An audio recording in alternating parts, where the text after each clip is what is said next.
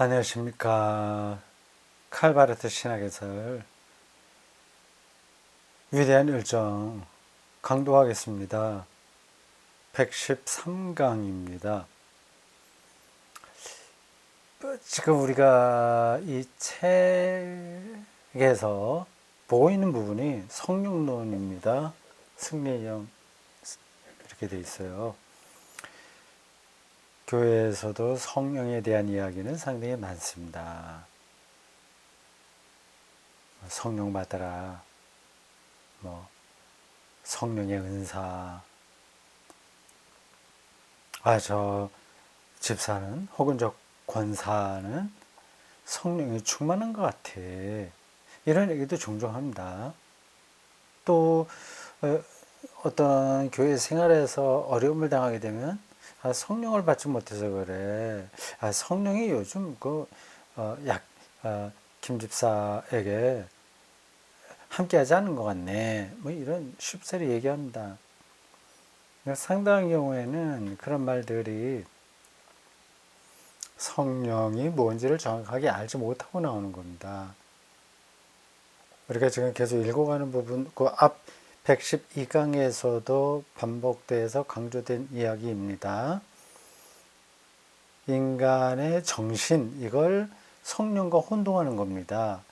막 열심히 내갖고, 집안 이런저런 어려운 일이 있어도 억지로 참고 교회 나오고, 부부 사이가 나빠도 참고 견뎌서 내가 그 사람을 감동시키고, 그러한 민족 정신, 예술 혼, 이런 것들을 성령과 혼동하는 거죠.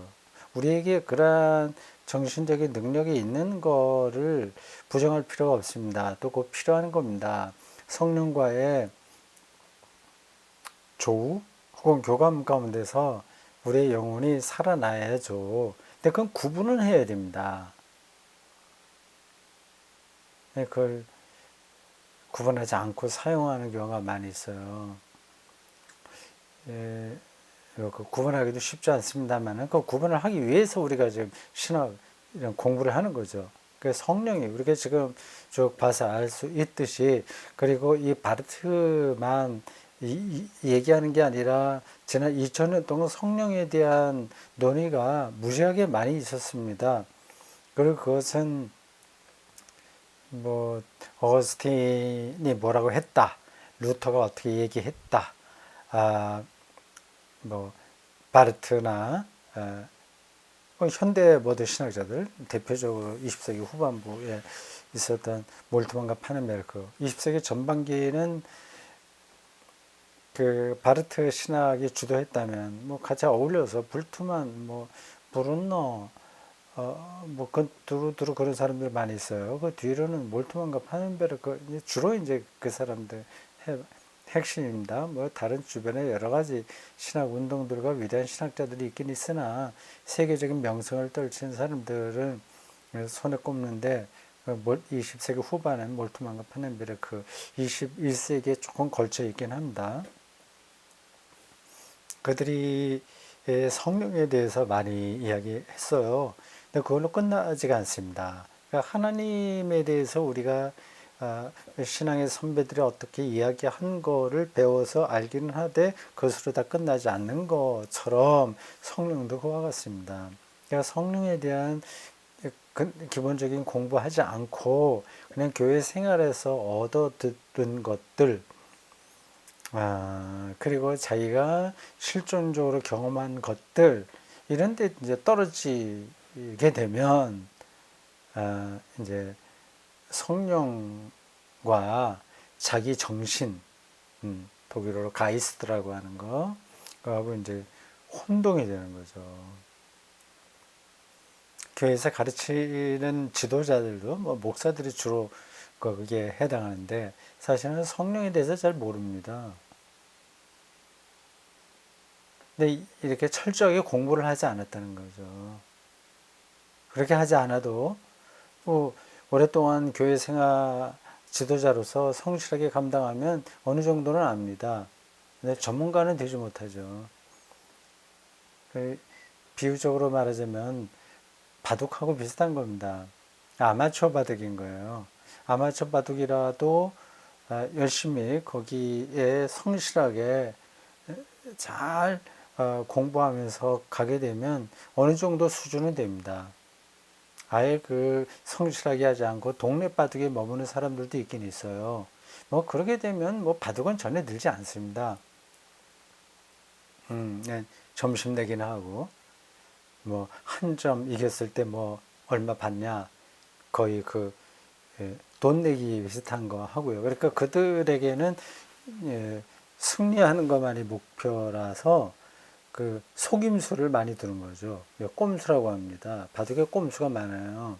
꼼수라고 하는 건 상대방이 알면 전혀 통하지 않는 건데 모를 때 상대방이 나보다 수가 낮을 때는 그 꼼수가 막 통합니다. 그냥 동네 바둑에만 머물게 되면 그런 정도의 꼼수가 바둑 수인 것처럼 아는 거죠. 그런 수준이죠.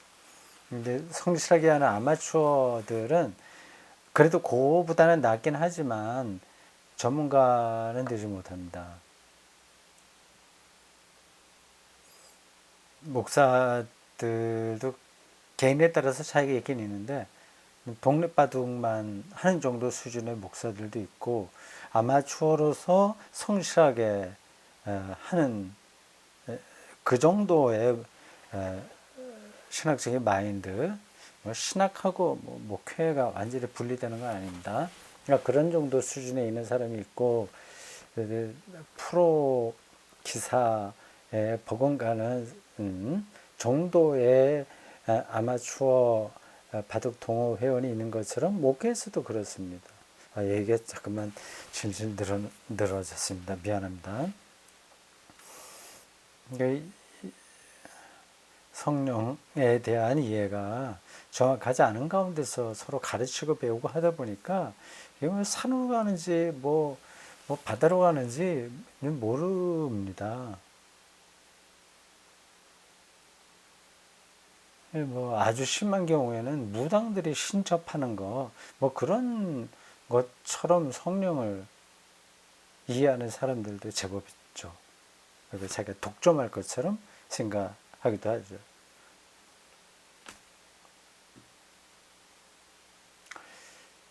다른 한편으로 이런 생각도 들어요. 일반 신자들이 이 세상에서 먹고 사는데 정말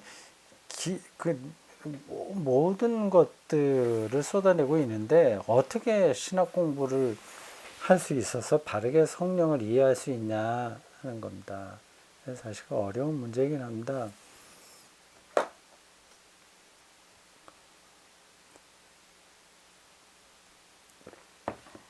개별 신자들이 해결할 수는 없는 문제예요.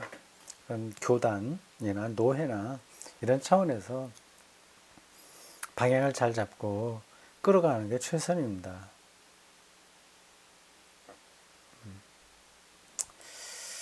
네, 뭐 노회나 총회에서 그런 데 관심 있나요? 신자들을 신학적으로 바르게 가르치려고 하는 생각들이 별로 없어요. 완전히 없다고 하는 게 아니라 잘 없죠. 어떻게 하면 교회를 부흥시키냐 그런 쪽으로만 개별 교회도 그렇고 교단이나 뭐 장로교 합동 통합 뭐 고신 뭐 여러 교단 차원에서도 그렇고 노회 그 밑에 노회가 있거든요. 총회가 있고 노회가 있는데 최소한 노회 차원에서는 그 신학적인 방향을 찾아가면 좋은데 저는 그렇지 못합니다. 그 명성교회 이 아들에게 그 담임 목사직을 세습한 이 문제도 한국에서 비교적 건전하다고 하는 통합 총회가 저녁에 해결하지 못하고 있지 않습니까? 그건 이제 신학이 없다는 얘기죠. 자, 그건 그렇고 자 113강 여러분들 보십시오. 406쪽입니다. 위에서 새롭게 시작하는 패러그래프입니다. 두 번째 줄이에요. 성령의 신성, 인간 정신과 인간 영혼과 성령은 구분해야 된다. 예. 성령을 인성으로만 접근하는 게 많이 있었던 거예요. 그게 어떤 건지 뭐 지난 강의에서 말했으니까 제가 또 얘기하지 않아야 되죠. 근데 굉장히 중요한 거예요. 놓치기도 쉽습니다. 그래서 제가 잠깐 반복해서 말씀드렸습니다. 단락의 마지막 부분을 우리가 오늘 읽겠습니다. 406쪽에요. 이제 하나님의 말씀을 말하는 분처럼, 그리고 하나님이 말하신 말씀처럼, 이런데 이제 바르트의 신학 구조와 글쓰기의 특성들이 나타납니다. 말하는 분처럼, 말씀하는 분, 그건 아버지 하나님이죠. 하나님 말하신 말씀으로, 로고스죠, 그리스도죠. 그 말씀의 목표 도달로서의 성령도 여기서도 삼위일체가 배경에 깔려 있는 겁니다. 근데 이게 어떤 뜻인지 이해하는 거 중요한데, 이게 겉돌아요. 말씀을 하시는 분, 그리고 말해진 말씀에 그 하나님의 말하신 말씀, 이게 도대체 뭐야? 뭐, 이 아들이라고 얘기하는데 도대체 아들이라고 하는 거하고 하나님이 말하신 말씀이라고 하는 거 어떻게 연관돼? 요한복음 말하는 태초에 말씀이 계시다, 로고스가 있다, 이게, 그리고 말씀이 육신이 되었다, 이게 도대체 무슨 뜻이야? 이렇게 들어오지 않을 수 있습니다. 신학교 학부 학생들은 거의 모를 거예요. 대학원 다녀도 신대원 나와도 뭐 알까요? 제가 신학 공부를 하던 젊은 시절 20대를 돌아보면 뭐 아무것도 몰랐습니다. 이런 말들을 읽었겠죠. 이런 그 책들은 뭐 읽었을 줄 모르지만 이게 들어오지 않았습니다. 그러니까 재미가 없는 거예요. 근데 그거를 이제 이해하도록 끌어가야 되는데, 선생님들이 그런 선생님들을 거의 만난 경험이 없어요. 그냥 이걸 외우는 거죠. 그냥 칼바르트가 삼위일체론적으로 이 말씀을 얘기했다, 외우고 말 뿐입니다. 성령도 마찬가지로 말씀이 삼위일체론적으로 설명이 된 것처럼 성령도 하나님이시라면 우리는 하나님을 삼위일체적으로 생각할 수밖에 없다.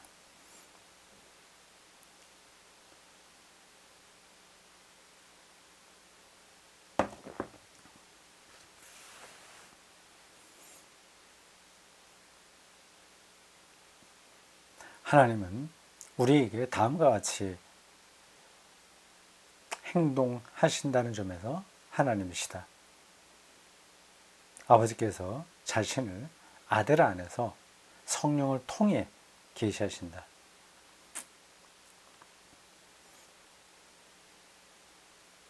그 아들은 예수 그리스도죠. 또한 바르트 표현에 따른다면 말씀을 말하시는 분은,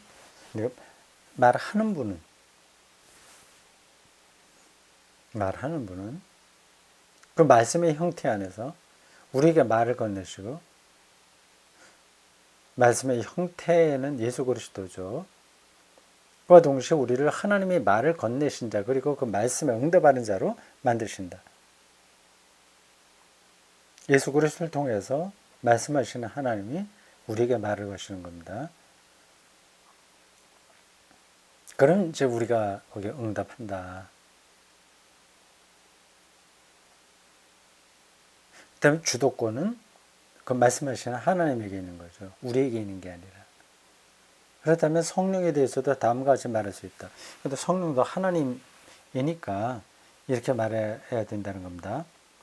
성령은 계시 사건 속에서 비로소 하나님의 영이 되시는 것이 아니다.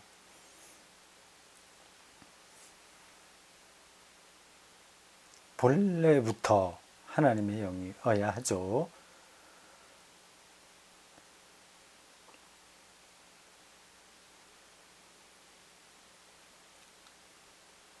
성령이 계시 속에서 하나님의 영으로서 행하시는 것은 계시의 사건 속에 있는 주관적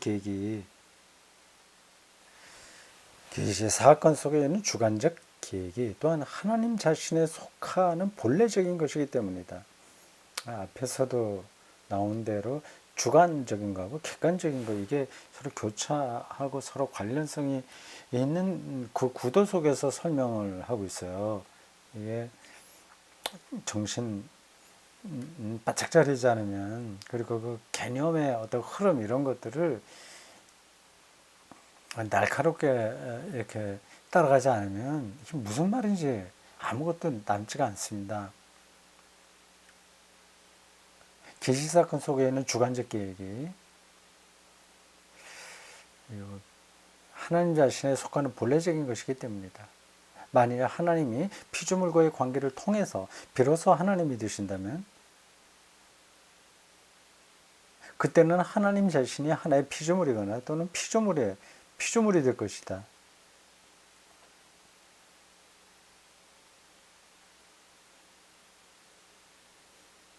성령이 하나님 자신에게 속한 본래적인 존재가 아니라고 하면, 본래적인 것, 독일어를 달아놨군요. Das Eigentliche. 이 번역이 딱 우리들의 말에, 아니 그 독일어에 딱 들어맞는다고 하는 게 힘들어요. 이 참 본래적인 Eigentliche.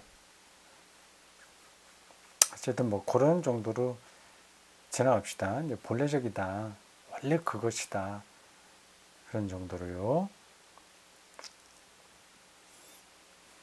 성령이 하나님 자신에게 속한 본래적인 존재가 아니라면, 그러니까 우리가 뭘 열심히 나라를 사랑하고 공동체를 해서 뭔가 만들어내는 어떤 우리의 정신이라고 한다면, 그럼 이제 잘못, 그건 이제 성경, 기독교 신앙에 있는 성령 이해가 아닌 거죠. 그건 이제 본래적인 게 아니라 우리가 뭘 함으로써 만들어내는 국가 정신, 시대 정신에 불과한 거죠. 그러니까 본래적인 존재가 아니라면 피조물이 하나님과 관계를 갖는 것은 하나님에게는 낯선 것, 즉 피조물에게 가능한 도움을 받고서야 비로소 실현될 수 있는 어떤 것이 된다. 그러니까 우리 사람들이 열심히 단결 노력해서 개혁하고 복지를 더 만들어가고 계몽시키고 이렇게 해서 영적인 것을 우리가 생산해낸다고 한다면, 그러면 하나님은 하나님이 아닌 거죠. 그 얘기입니다. 아니다. 그와 반대로 삼위일체적인 하나님의 존재가 그 관계를 가능하게 하는 조건이다. 삼위일체적인 하나님의 존재. 하나님 자신이, 하나님만이 홀로 자기 자신과 우리 사이, 우리와 하나님 자신 사이의 관계를 이루신다. 우리가 가치 있는 모든 일들을 행할 수 있는 것도 그거는 하나님이 이루시는 것다. 이러십니다.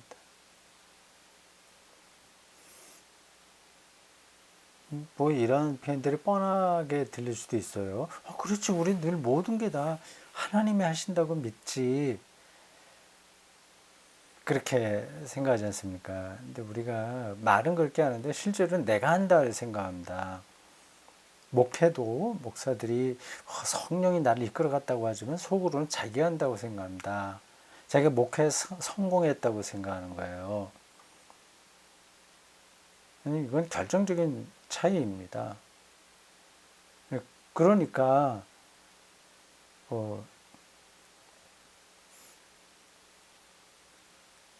여러 가지 교회에서 벌어지는 일들, 세습이나 두루두루 그러한 일들 얼마든지 할 수 있는 거죠. 그건 내가 하는 건데 뭐.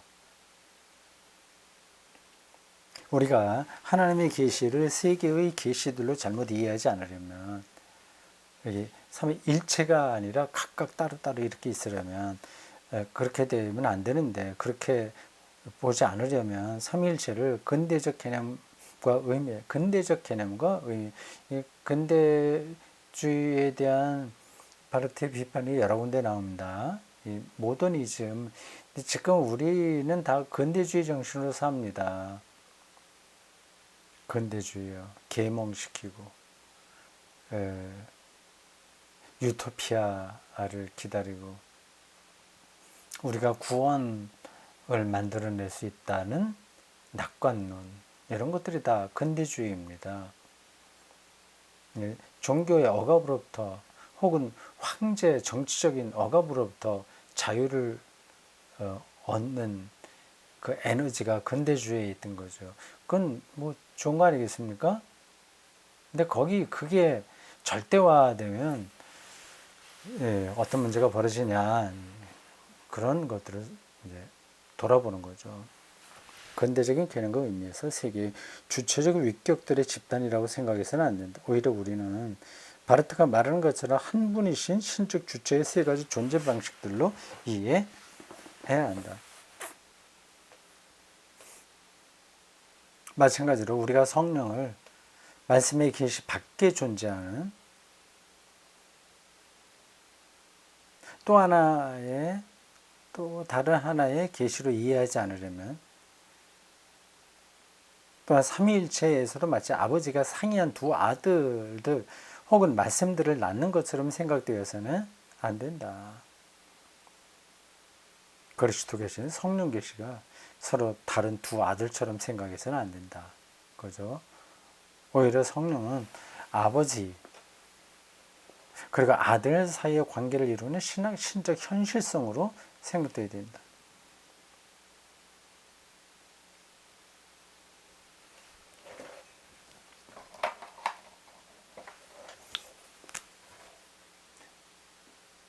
여기 아버지가 있어요.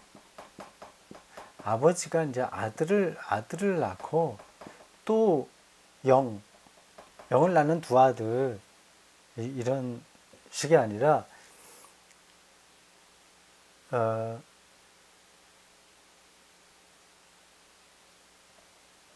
영은 아들로부터도 또 왔어요.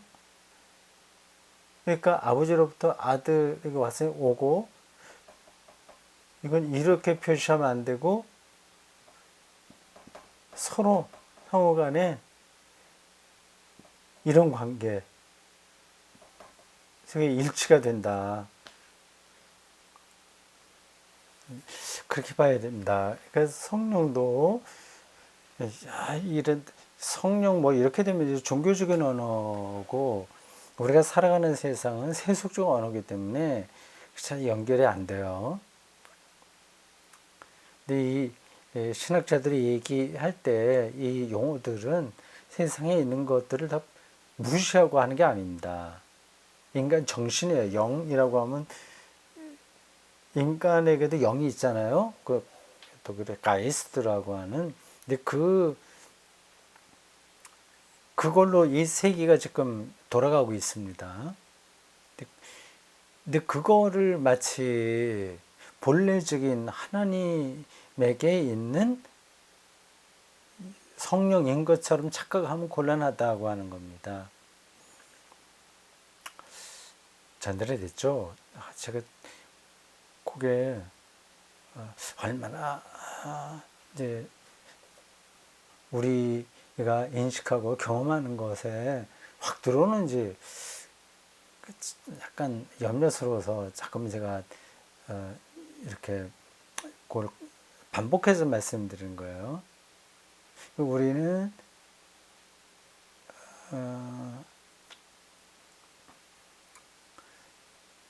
자기의 어떤 의지적인 결단, 그리고 무의식의 세계, 심리학, 우리 열정, 그래서 우리가 뭔가 이루어가는 예술, 문화, 사회 현상으로서의 그런 것들, 이렇게 해서 우리가 성령의 역사를 만들어가는 거야, 이렇게 생각할 수 있거든요.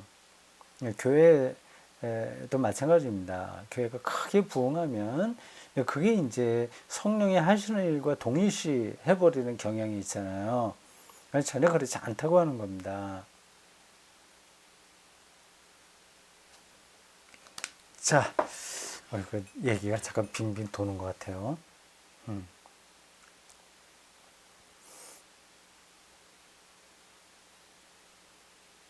이것은 어떻게 이해될 수 있는가? 바르트는 삼위일체론을 하나님은 사랑이시다라는 명제에 대한 설명으로 본다. 이것의 의미는 다음과 같다. 하나님은 이미 자기 자신 안에서 이미 영원 전부터 고독한 존재, 자기 만족의 존재, 저건 없어도 돼. 나 혼자 만족, 자기 의존적 존재이기를 거부하신다. 조금 생각을 해야 될 표현이군요. 자기 의존적 존재이기를 거부하신다. 자기 의존적이니까 다른 건 아예 생각도 안 하는 그런 거로 표현되는 거예요. 그게 아니라고 하는 겁니다. 왜냐하면 하나님은 아버지로서 타자를 향해, 그러니까 아들을 향해 존재하시며, 하나님은 타자와 함께 일치라고 해서 무조건 하나라는 뜻이 아닙니다. 이게 구분도 되고 하나가 되기도 하는 거예요. 그러니까 구분될 때는 타자라고 얘기합니다. 하나님 아버지에게 예수는 타자죠. 예수도 그렇게 하나님을 인식했습니다. 근데 생명의 근원이라고 하는 차원에서 일치가 되는 거예요. 하나님은 타자와 함께 나아가 바로 타자 안에서 자기 자신을 가짐으로써 자기 자신이고자 하시고 타자 안에서 자기를 찾음으로 자기가 되려고 하고, 동시에 하나님은 자기 자신 안에 있는 타자이신데, 이건 정말 좀 이해하기 힘들죠. 자기 자신 안에 있는 타자, 하나님은 자기 자신 안에 있는 타자,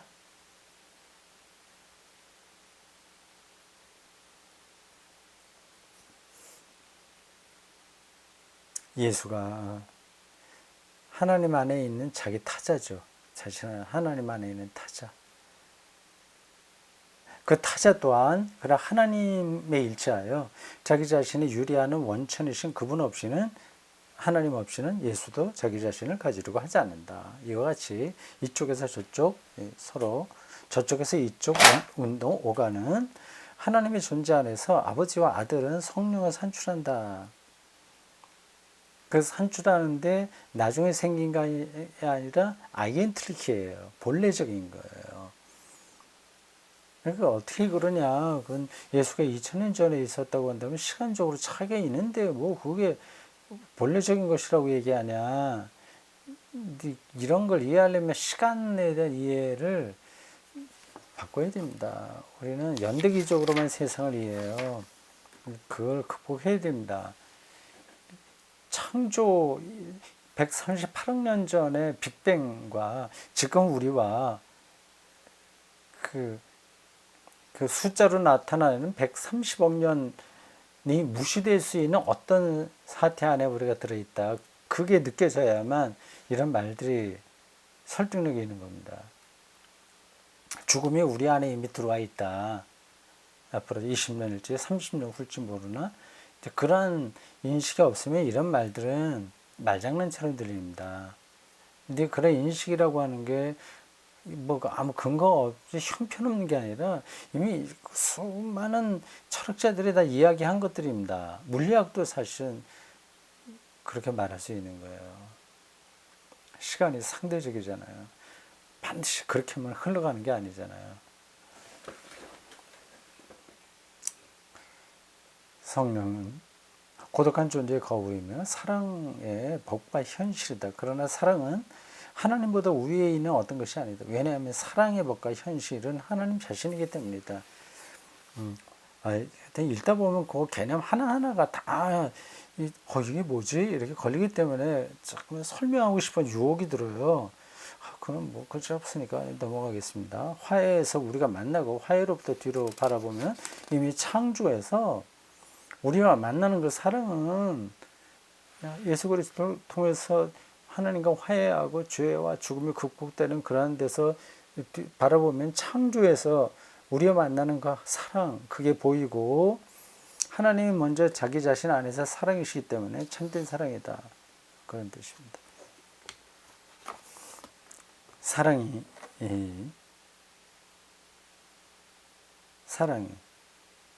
화해 안에서 우리와 만나는 것은 화해, 죄로부터 해방해요. 사랑이 거기서 우리에게 다가와요. 성령 하나님께서 인간을 실제로 화해에 참여하도록 해주시기 때문이다. 이게 사랑은 그냥 낭만적인 어떤 그리움 이런 게 아니라 생명의 근원인 겁니다. 그러나 화해로부터 뒤로 바라볼 때 사랑은 이미 창조에서 우리와 만난다. 그게 보이는 거죠. 느껴지는 거죠. 죄와 죽음으로부터 해방, 화해된 사람에게는 창조가 바로 사랑이라고 하는 걸 느낍니다. 이 사실의 인식은 오늘 오직 계시의 근거에서 그리고 믿음 안에서 도달될 수 있고, 예를 들어 자연신학의 대상이 아니다. 자연신학과의 논쟁, 이것 또 다시 들어가지 않겠습니다. 물론 창조가 하나님과 구분되는 현실성으로서 현존해야 하고, 그렇죠. 산과 강과 나무가 다 있어야죠. 따로 현존해야죠. 피조물이 살아있어야 하나님이 사랑 안에서 그것들과 만날 수 있다는 것은 사실이다. 그러나 그와 같은 전제는 피조물이 스스로 설정한 것이 아니다. 만약 그렇게 되면 사랑 안에서 일어나는 신적인 만남은 차후적으로 그 전제 안에 놓이게 되고, 그 만남에 대한 피조물의 우선권 아래 굴복해야 하는 셈이 될 것이다. 그냥 더 나가봅시다. 그게 아니다. 하나님이 그 전제를 창조하신다. 사랑 안에서 이루어지는 만남에서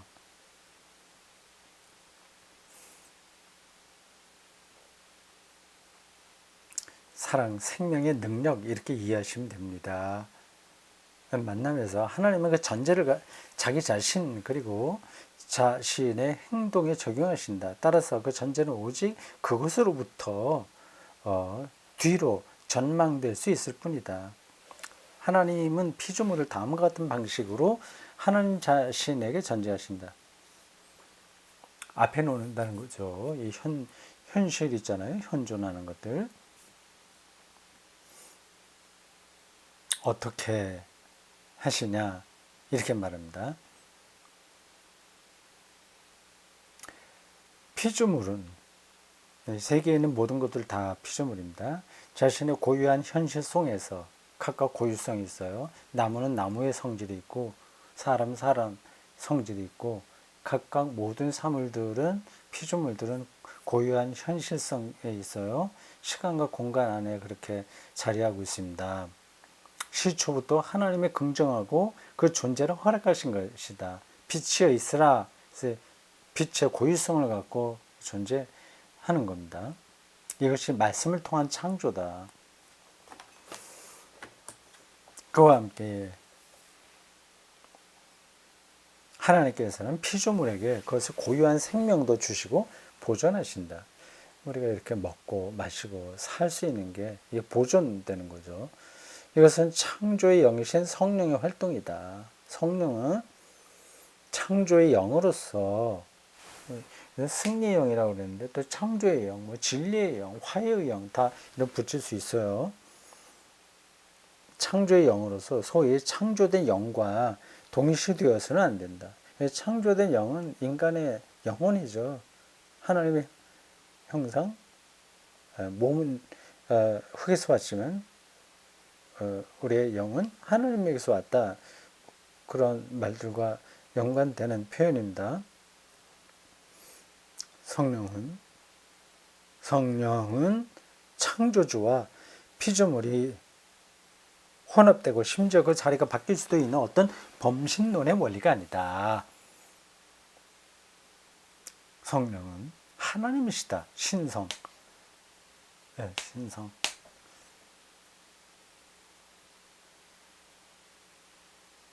모든 동물도 포함하는 생명의 유일한 근원이신 하나님이다. 모든 동물들은 창조주 하나님의 영을 통해 살며 그들은 육체의 영혼이다. 물론 이것은 먼저 인간에게 해당한다. 하나님이 계시 안에서 인간에게 직접 다가오셨기 때문이다. 계시, 자연으로도 계시하고 그리스도를 통해서 특별하게 계시하시고 영을 통해서 우리에게 자기를 나타내죠. 그렇게 우리에게 다가오셨기 때문이다. 인간은 피조물로서 하나님 없이 살 수 없다. 숨 쉬지 않고 살 수 있다고 하면 모르지만 우리는 하나님 없이 살 수 없다. 그분이 우리의 고유한 현실, 현 존재를 허락하셨으니까요. 그걸 허락하신 분이 하나님이시니까요. 그러나 하나님이 그런 인간적 본성의 한 부분인 것은 아니다. 인간은 살기 위해 하나님께 의존해야 한다. 인간은 성령이 아니기에 오직 성령을 가짐으로써만, 아니 성령이 그 인간을 가지심으로써만 살 수 있다. 성령은 인간을 주체로 만들며 생명의 주체, 고유한 현실성을 가진 주체로 만들며 육체를 지닌 영혼으로, 그리고 영혼을 지닌 육체로 만드신다. 바로 이와 같은 점에서 이미 성령은 인간이 살 수 있음을 뜻하고, 성령이 없으면, 성령이 있으면 인간이 사는 거고 없으면 죽어야 한다는 것을 의미한다. 그러니까 하나님을 믿지 않는 사람들에게도 성령은 있다고 봐야죠.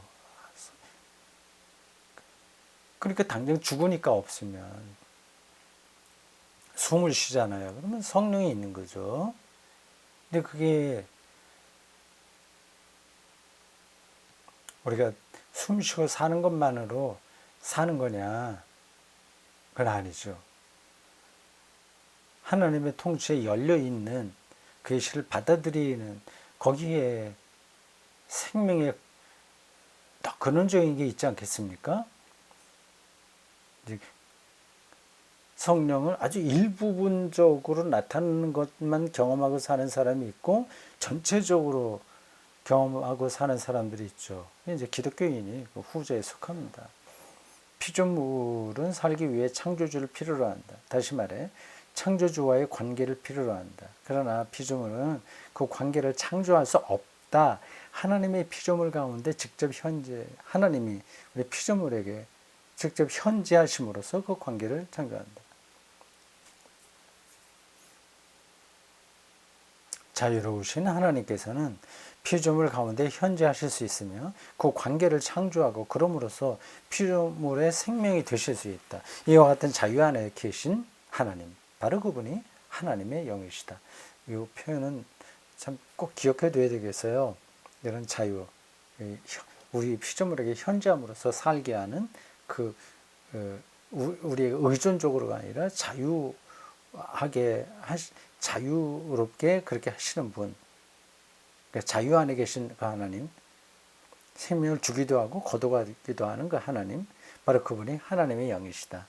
창조자의 영으로서 성령은 인간에게 생명을 주신다. 이것은 성령이 하나님의 계약과 화해의 행동 안에서 올바르게 활동하실 수 있기 위해서다. 자, 오늘 여기까지 할까요? 수고하셨습니다.